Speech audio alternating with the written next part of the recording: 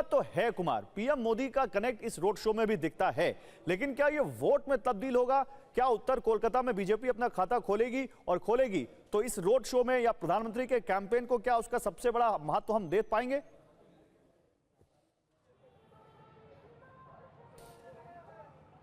देखिए गौरव, दो तीन बातें बहुत अहम है। अगर 29 तारीख के पोलिंग को ध्यान में रखें तो ये एक तरीके से भारतीय जनता पार्टी के लिए बहुत महत्वपूर्ण लास्ट चरण है, क्योंकि पहले चरण के अगर मतदान की बात करें तो भारतीय जनता पार्टी ये दावा कर रही है कि उसे 110 सीटें आ रही हैं। दरअसल अगर हम कोलकाता को, पश्चिम बंगाल को अगर दो भागों में बांटे,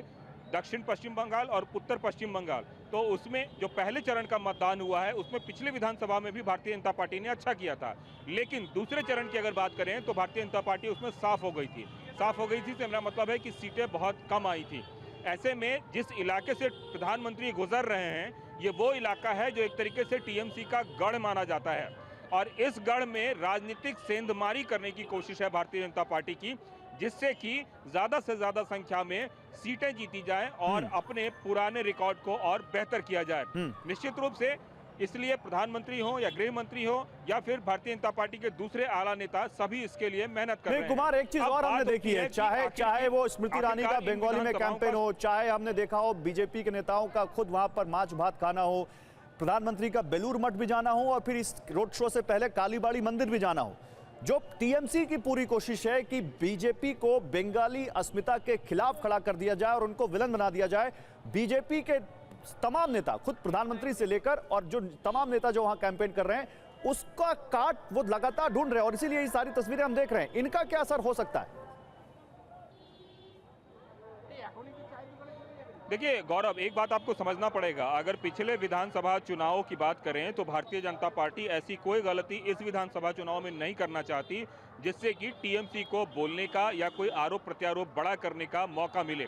आप इसको देखिए, पूरे मामले को स्थानीय चुनाव की तरह भारतीय जनता पार्टी बंगाली अस्मिता से जोड़कर और हर उस चीज को कर रही है जिससे कि बंगाल जाना जाता है। मसलन अगर प्रधानमंत्री नौका विहार कर रहे हैं तो वो भी एक मैसेज है, प्रधानमंत्री रोड पे चलकर लोगों से मिल रहे हैं तो वो भी एक मैसेज है, प्रधानमंत्री मंदिर जा रहे हैं तो वो मैसेज है। अमित शाह हर रैली में ये कह रहे हैं कि हमारा मुख्यमंत्री बंगाली होगा, जो बंगाल में पैदा हुआ होगा, बंगाल में पढ़ा होगा। माछ भात खाते हुए भारतीय जनता पार्टी के नेता नजर आते हैं और प्रधानमंत्री स्थानीय तौर पर दुकान में जाते हैं और झालमुड़ी खाते हैं। तो ये सारी चीजें जो हैं, यह बताने की कोशिश है कि पश्चिम बंगाल में कोई बाहरी नहीं आ रहा है, यहीं का स्थानीय लोग हैं जो चुनाव लड़ रहे हैं और आने वाले दिनों में आपके बीच रहेंगे। और यही कारण है कुमार, यही कारण है जैसा आप कह रहे हैं कि इस बार पश्चिम बंगाल के विधानसभा चुनाव में बंगाल के मुद्दे हावी हैं, चाहे वो महिला सुरक्षा हो, चाहे वो यहाँ पर बंगाली अस्मिता की बात हो। राष्ट्रीय मुद्दे जो अक्सर हमने देखे इससे पहले विधानसभा चुनावों में बीजेपी जहाँ जाती है वो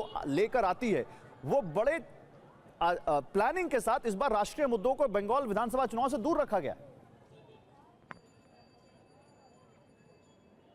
निश्चित रूप से अगर एक भी मुद्दे की अगर बात करें तो स्थानीय मुद्दों को तरजीह दी गई है, और उन मुद्दों को ध्यान में रखकर महिलाओं के खाते में बेशक ममता बनर्जी ने पैसा देने की बात की हो, लेकिन भारतीय जनता पार्टी ने उस पैसे की रकम को भी ज्यादा किया और दूसरी तरफ महिला अस्मिता से इस पूरे चुनाव को जोड़ा, जिसमें आरजीकर का मामला हो या संदेश खाली का मामला हो। ये वो ऐसे मामले हैं जिन्होंने बंगाल की राजनीति में भूचाल लाया और जिसका राष्ट्रीय स्तर पर भी कहीं ना कहीं एक प्रभाव देखने को मिला। तो निश्चित रूप से भारतीय जनता पार्टी उन मुद्दों को तलाश रही है या उन मुद्दों पे ही सिर्फ और सिर्फ बात कर रही है जो सीधे न सीधे बंगाल से जुड़ा हुआ हो। अगर आरोप भी है टीएमसी पे तो इस बात का आरोप है कि उन्होंने लैंड नहीं दिया जिससे कि रेलवे का डेवलपमेंट नहीं हुआ, या इंफ्रास्ट्रक्चरल डेवलपमेंट की बात कर रही है। तो ये तमाम सारी ऐसी चीजें हैं जिससे बंगाल को कनेक्ट करने की कोशिश कर रही है। कुमार, मुझे जरा इस रोड शो के बारे में जानकारी दीजिए। अब ये रोड शो कहां से शुरू हुआ, कहां तक जा रहा है, कितनी विधानसभा इसमें प्रधानमंत्री कवर कर रहे हैं, कहां तक इसका मैसेज देखते हैं,